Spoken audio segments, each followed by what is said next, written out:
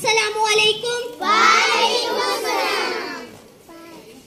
عرض پاک وطن پاکستان، یہ میرا اور آپ کا پاکستان ہے.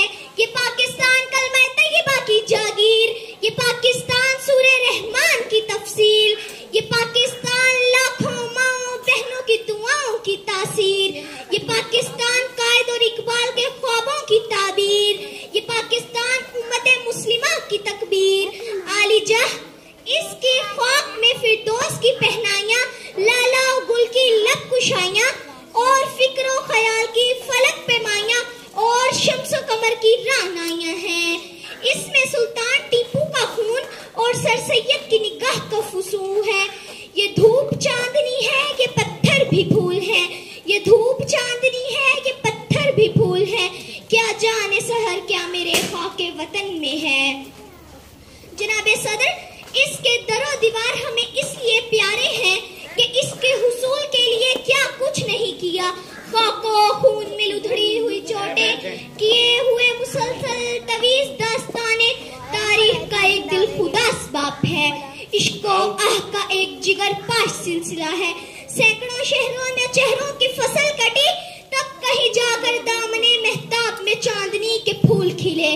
اور جب انہیں شب ظلمتوں میں نور پھیلا تھا، یہ وطن کتنی قربانیاں دے کر پایا.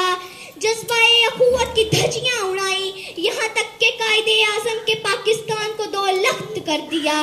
اب دورے خزاں پر کوئی تہمت نہ لگائے، اب دورے خزاں پر کوئی تہمت نہ لگائے. عالی جاں،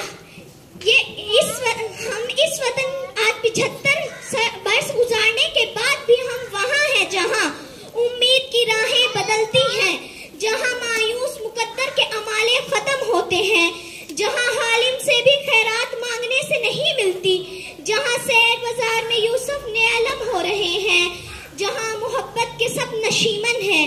بتاؤ امت حسن اب کیا کریں اس اشیانے کا. ادھر بجلی تڑپتی ہے، ادھر بادل برستے ہیں.